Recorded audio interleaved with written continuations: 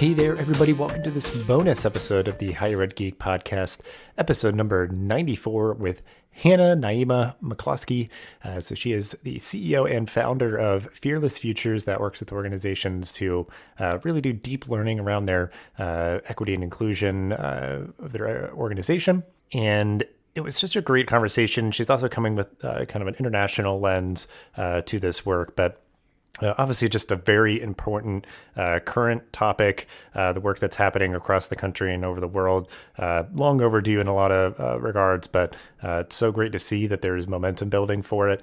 And I hope that folks listening to this can really apply it to whatever context they're coming from, if you are working on a campus or with them or any other kind of organization. But just really appreciate Hannah's perspective and all that she shared, and some great resources to check out down in the show notes. So after this brief message from our sponsor, this is bonus episode number 94 with Hanna, Naima, McCloskey. This episode is sponsored by Degree.me, a one-stop college research tool for students. If you work for a college or university, you'll want to learn all about their ability to connect you with the right students at a budget-friendly price. To find out more, please visit degree.me/HEG. Awesome. So we will go ahead and get started. Hanna, appreciate you so much for joining me for the show here. This is another great kind of sort of serendipitous connection that I think is just really appreciated by me. I think that's going to be able to garner some really unique insights from the work that you're doing and your team. So we'll start out as we always do. If you just want to introduce yourself really quickly and give kind of a brief overview of your professional journey of how you got to be where you are today. Thank you, Dustin. And I'm really excited to be here as well. So my name is Hanna Naima McCloskey, and I'm British Algerian based in London, and the founder and CEO of Fearless Futures.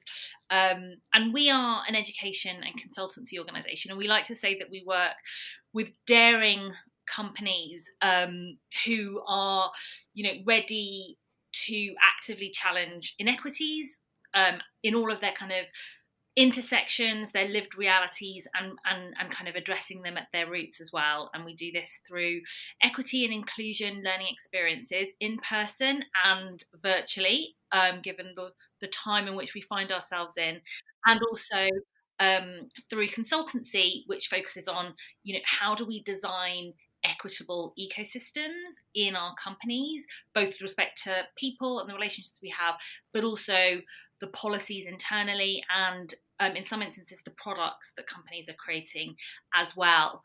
And in terms of sort of my and my professional background, I think I've had a varied career actually that kind of brought me to founding Fearless Futures 6 years ago now. So we still consider ourselves babies, even though we've been around for 6 years. And I did an English degree for my undergraduate degree, and shortly thereafter did an internship working for the United Nations in Jerusalem. And then I did a master's in international relations and economics, actually in the US, with a US university, but 1 year in Italy and then 1 year in Washington, DC.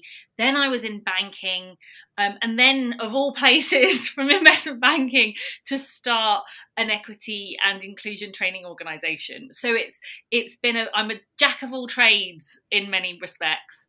Yeah, that's awesome. So I guess, it's always something that I personally like to hear about as somebody who works in higher ed, and it's kind of like a one core part, I think, of a lot of people's origin stories, as they were. My geeky brain kind of contextualizes it. But for your college experience, like, do you feel like there's anything that is sort of like really resonant in terms of things that you did, things that you learned, people that you met, that still really is kind of serving you today personally and or professionally in the work that you're doing? Yes, I mean, I think what my undergraduate degree did for me, I think, was cement my love of learning, which is fortunate because not everybody necessarily has that experience. And it really supported me to, I think, develop a kind of real commitment to rigorous analysis. I did English for my undergraduate degree.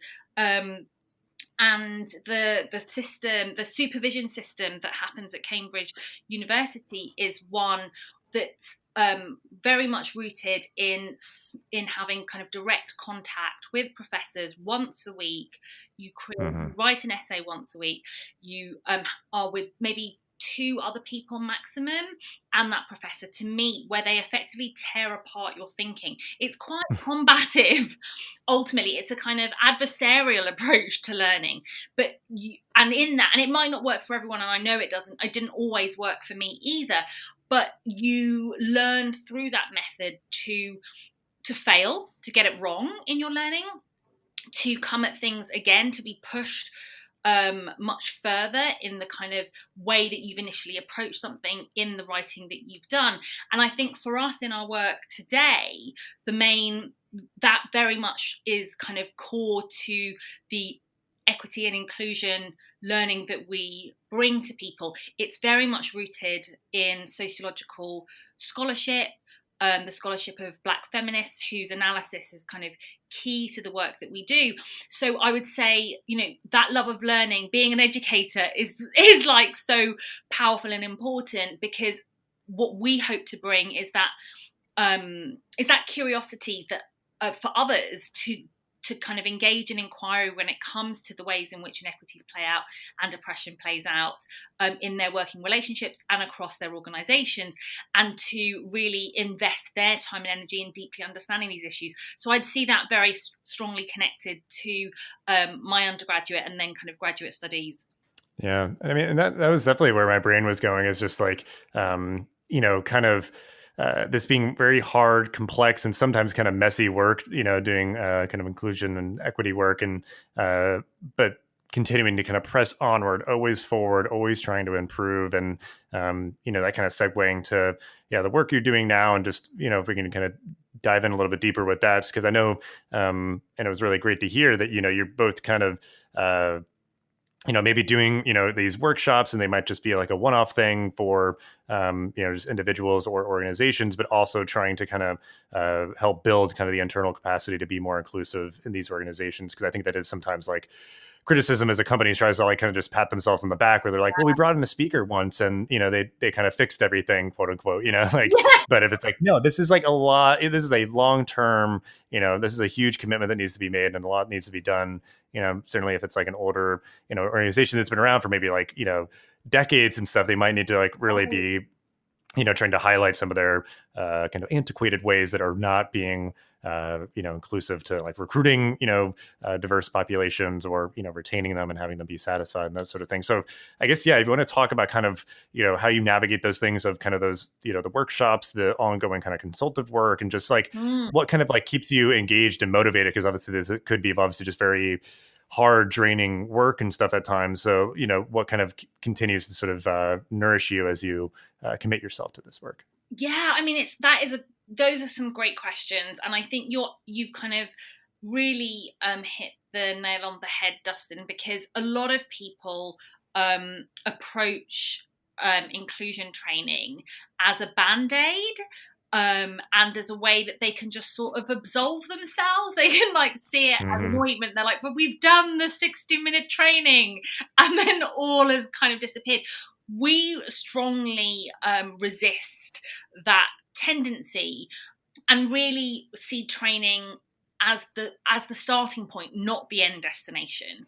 So education for us, in the way that we conceive of our training, should leave you with more questions than answers, because it should be giving you frameworks to really interrogate the world around you. Now, obviously, we have the kind of schema in which we're operating, but not everybody that comes to us is necessarily aligned with that. And so we try to be as robust as we can, in terms of not necessarily working with everybody that might get in touch with us in the first instance, but also being really clear about our pedagogical approach and our pedagogical integrity. So some people might come to us and say, well, we'd love a 25-minute, talk.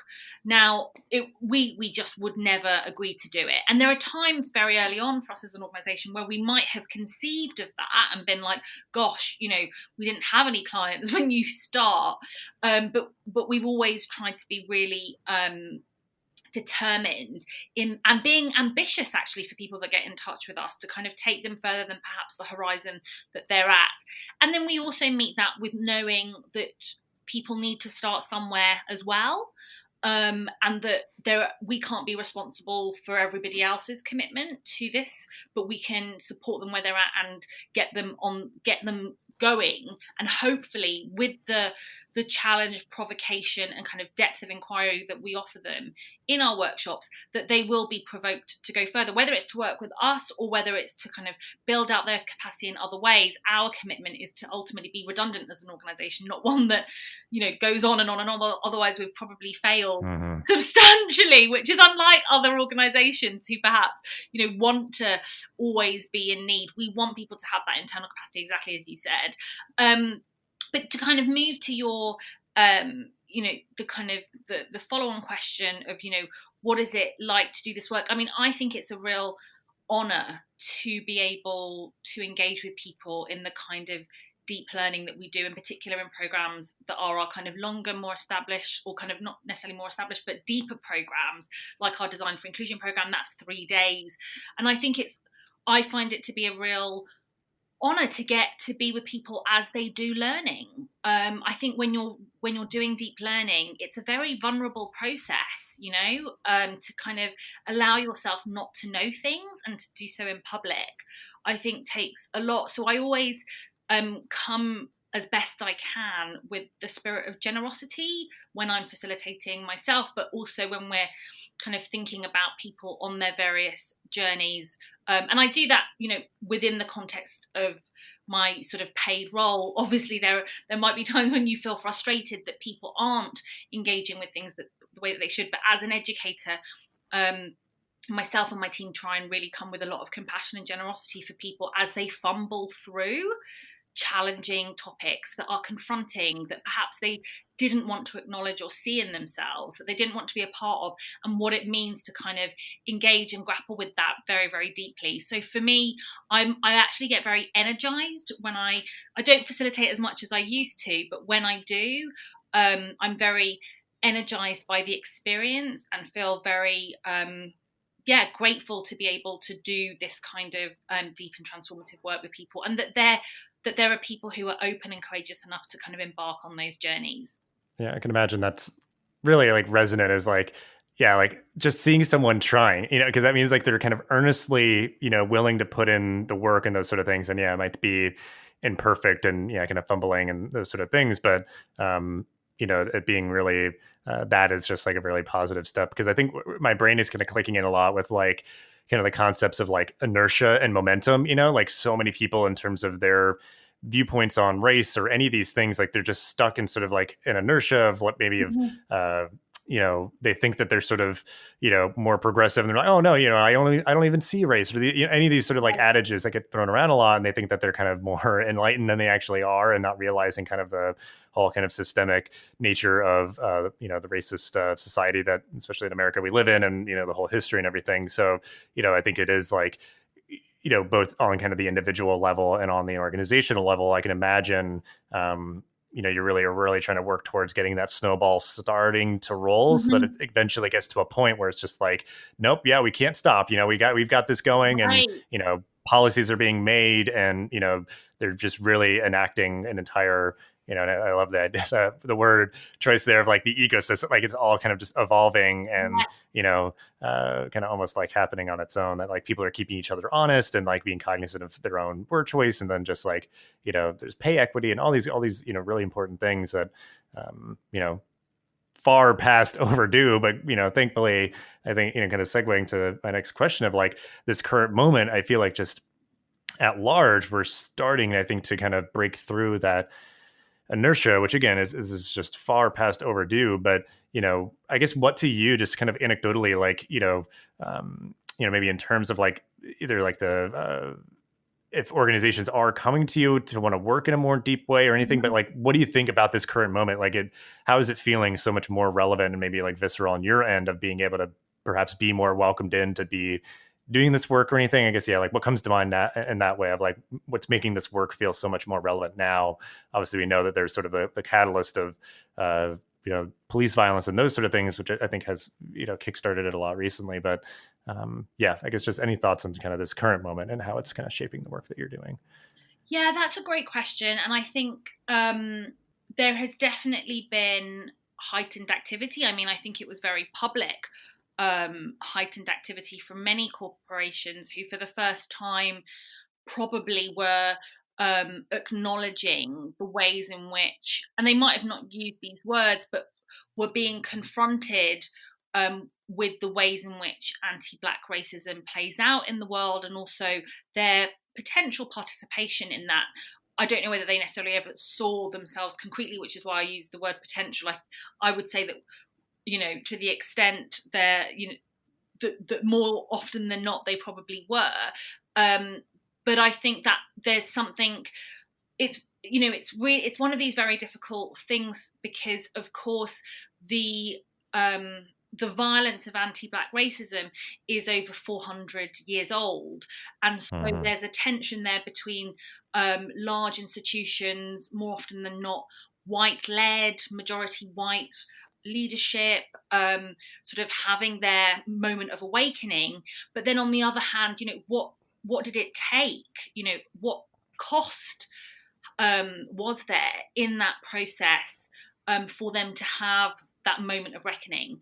And I think that's a real tension, and is an uncomfortable one. Is it right to see some, people fighting for their freedom, effectively Black people fighting for their freedom globally, taking to the streets to demand what is rightfully theirs? Should that be required for institutions to reflect on the ways in which they participate within these violent systems? Ideally not, and yet at the same time it's obviously been an awakening. So I think it's very difficult to say one way or the other. Certainly there's been a lot of reactive knee-jerk responses, and I think what we need to attend to is who's still paying attention when this goes out of the headlines. Who's still going to continue, like who's using the moment, that what's happened over the last 6 weeks, and not the moment as in who's using this kind of powerful time to really begin doing the work, and who's just done it to kind of get people off their backs and is going to revert to, some sense of normal.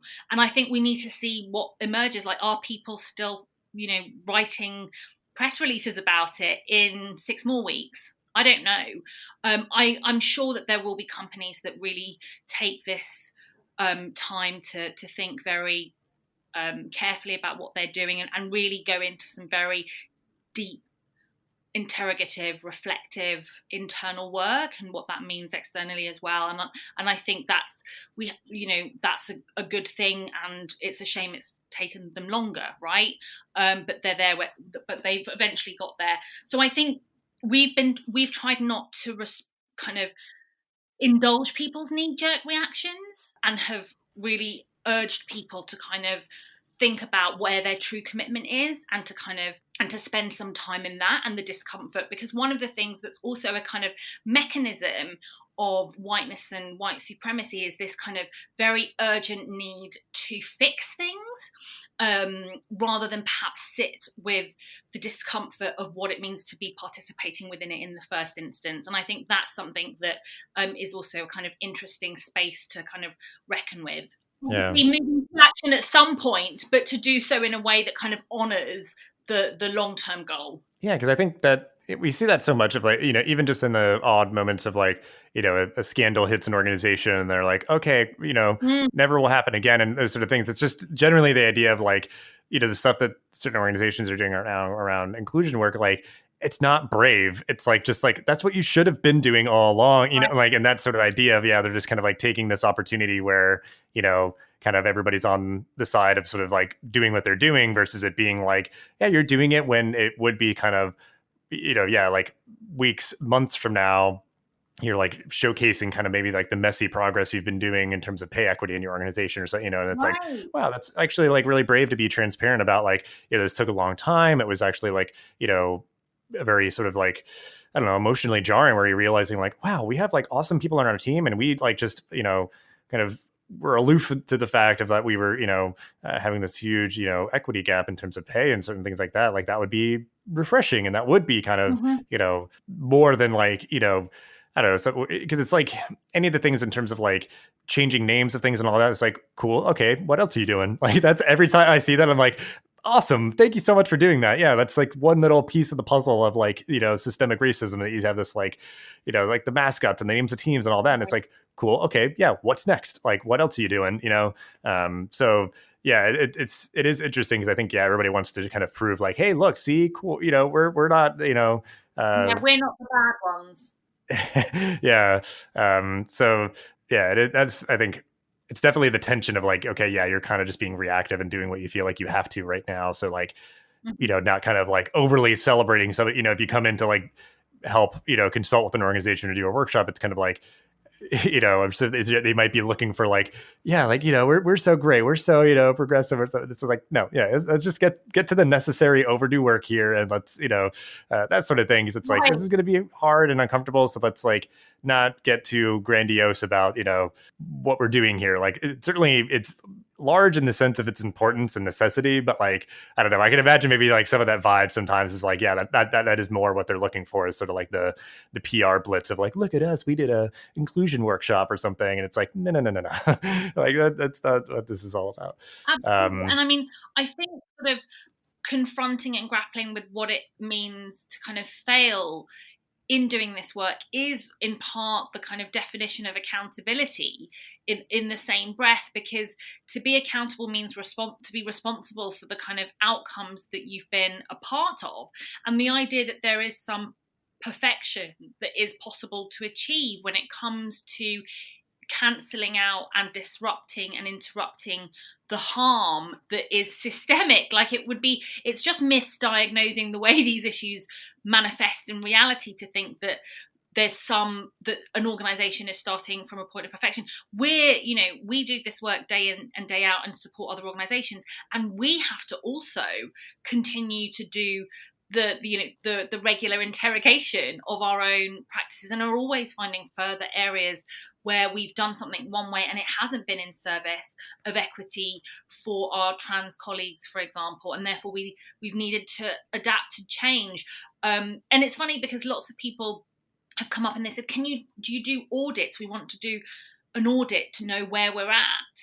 And our response is always, well, doing inclusion and equity work is 100% continuous auditing of the way that you're being all the time. Right. There isn't a one-off moment that will get you there, and you can then say we've done our audit. You've got to have that capacity internally to be in continuous audit. You've got to be a continuous auditor of yourself and the ways that you're kind of engaging with all of this. Absolutely.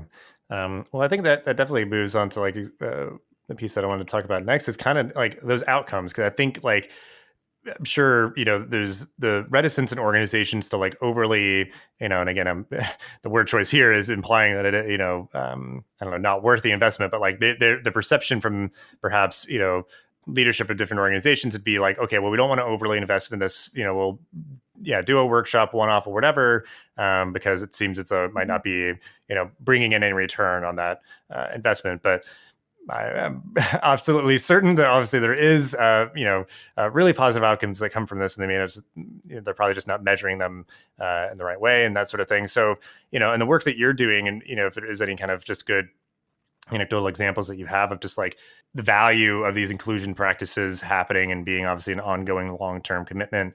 How do you sort of, if you had, I don't know if you do, maybe like if you kind of have to, negotiate where it's like, no, this is worth the cost. This is what it can kind of bring as a benefit to your organization. Like, how do you sort of, maybe like have those sort of dialogues with organizations if they are grappling with those sort of things? I'm just curious, I guess, how it sort of like fits in your brain. Yeah, I mean, it's interesting, Dustin, because we tend not to kind of indulge people in the idea that there should be some sort of business benefit for engaging in doing inclusion and equity work. And the reason being that it's really sort of counterintuitive, if we kind of think about it in another angle, to say that I, as somebody who doesn't experience an oppression but is within the kind of overarching hierarchy of an organization, should be able to benefit by, honoring somebody else's humanity. Like, it's just a very bizarre framing. Right. But because of course the starting point is that you're already, if you don't experience that oppression, you're already benefiting by definition from a system that uplifts your needs, desires, wants, safety, and so on at the expense of another group.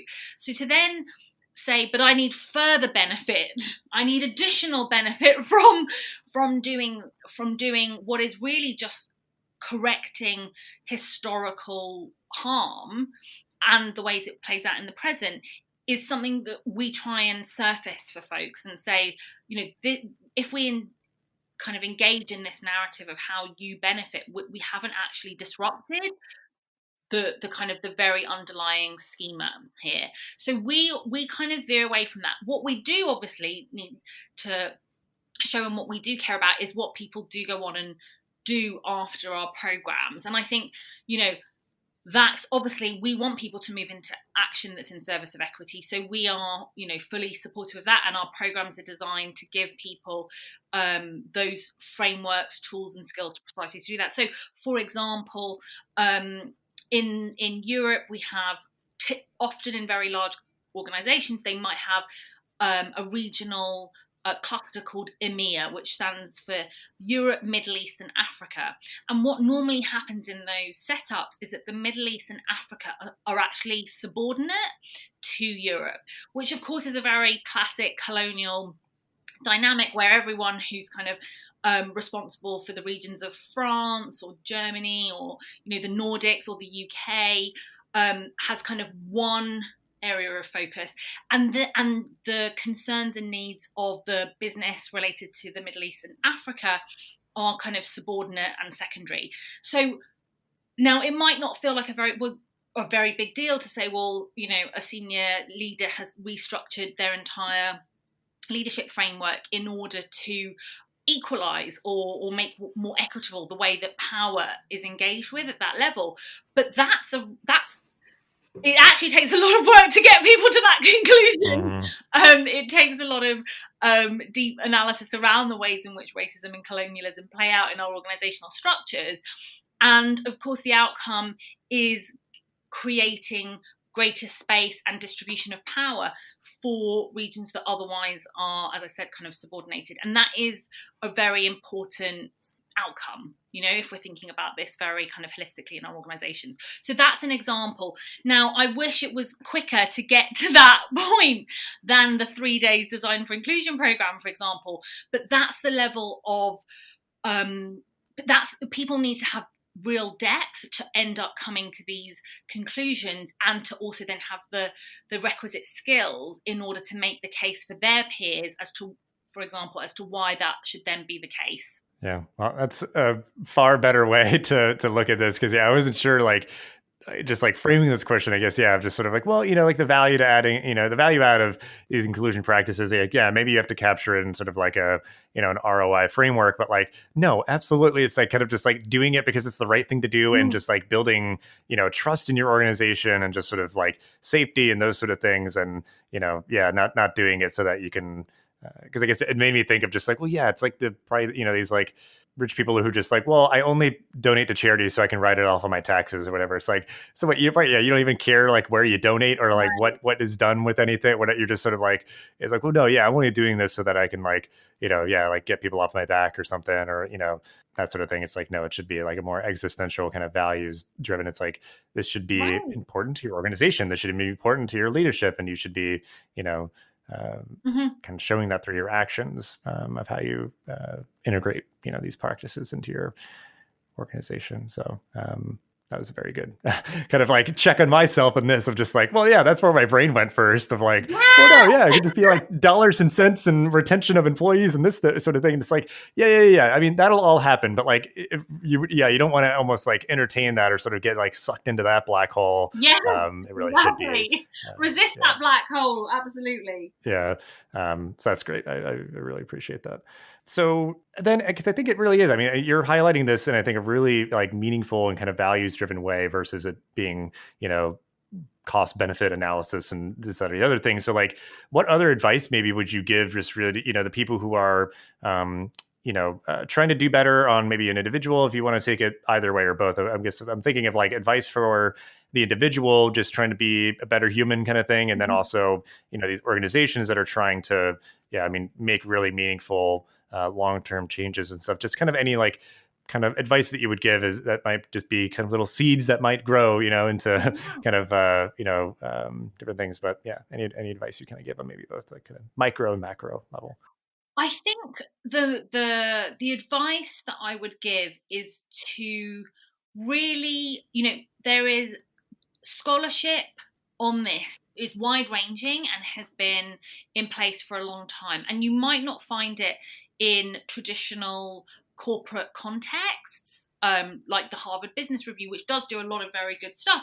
But I would really encourage people to look to the sociologists and social sciences to find the people who are speaking about the ways in which these systems of oppression operate. So I always feel that, I read very, very heavily around this area. And if reading isn't for you, YouTube is a fantastic resource of so many panels. There are podcasts around all sorts of topics from that cover the range of oppressions that people experience that I think are really worth people engaging with, because it's those perspectives that come from, in particular, the lived experience of those who are living within sites of oppression, but also the scholarship and the academic work coming from, in particular, Black feminists that a lot of our work is rooted in, such as Kimberly Crenshaw and Bell Hooks, that I think is so powerful and rich in supporting us to have really robust frameworks for the ways in which these issues operate. And I think grappling with that material and really and kind of slowing down rather than wanting a quick fix and kind of going to the source in lots of these cases, I think is hugely, hugely important. And often people jump over it because of this tendency to want to come up with a solution without necessarily thinking about, well, what does this solution potentially perpetuate some of the very ideas and dynamics of oppression in the first place? Because that's something we always want to be holding front and center. So for me, it's go back to the source, keep doing the reading, never stop doing the reading or the listening or the YouTubing of people who have spent decades and decades theorizing and practicing the very principles that we want to be bringing into our organizations if we're kind of honoring equitable ways of doing things. So for me, Bell Hooks changed my life when I read Teaching to Transgress, maybe a decade ago now. And she, it was just hugely, hugely profound. And I highly recommend people pick up her writing because she's such an accessible academic, but her concepts are so challenging and profoundly confronting as well. So I would always say, go start with Bell Hooks and then build up from there, because she has insights that we can all benefit from, whether it's at an organizational practice level, and extrapolating from there, or kind of looking at the interpersonal. Great. Yeah, that's awesome. And I think, if there's any other things that come to mind of just like, just small handful of resources in addition to, the work of Bell Hooks, like if you want to recommend really quick, like any particular podcast or YouTube channels or any other books that we could just kind of build out some kind of homework in the show notes here for folks to check out. So anything else come to mind that you'd want to make sure that you kind of emphasize specifically? Great question. I highly recommend the podcast series from Seen on Radio called Seeing White. It's truly magnificent, and it basically takes people on a journey located in the context of the United States, of the ways in which race came to be honest, starting in the early 17th century. It's phenomenal and fantastic. I would also say there's a fantastic podcast called Disability Visibility, which is all about the disabled experience and kind of wider kind of cultural phenomena. So I'm a big podcast fan, actually. And then I would also say that Throughline from NPR is another great podcast series. And they have a whole range of brilliant episodes. There's one that's specifically on Puerto Rico that I really enjoyed, and about the kind of American colonial present and legacy and kind of histories in Puerto Rico, which is another huge I found hugely valuable as well. Awesome. Well, hey, nothing better than talking about podcasts on a podcast. So I love it. I'm a huge fan of the medium as well. So it's, I'll probably be checking some of those out as well. So yeah, then we'll wrap up here. Just any kind of final thoughts, anything that you'd want to sort of just really kind of emphasize, reinforce, anything else. I'll obviously have ways to, connect with you and your organization, the work that you're doing, and, the stuff that you mentioned in this episode down in the show notes. But yeah, just any other final thoughts to wrap up the episode with. Final thoughts, I think, would simply be for anyone who is kind of embarking on doing inclusion and equity work in their organization, or wanting to center it in their personal relationships and their working relationships, is just to kind of emphasize, go back to the source, whether it's the podcasts or the YouTube videos or the reading, and be comfortable with sitting in that discomfort as you engage in inquiry, knowing that you will move to action, and then also be ready to be imperfect at this. I don't think there is a perfect way of challenging oppressions in all the very many ways that they show up. Living within a site of privilege in relation to various oppressions means that by definition you will be getting it wrong, and there will be failure, and that is what it is to kind of do the work. So getting back on the horse, as it were, is the very act of kind of being accountable in these contexts, and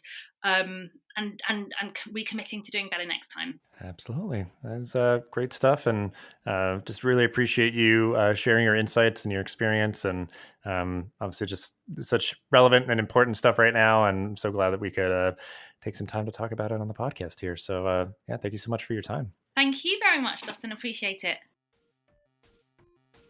Thanks for listening to this episode of the podcast. Make sure to rate, review, and subscribe so you never miss an episode. Thanks again for listening, and we'll see you in the next episode of the Higher Ed Geek podcast.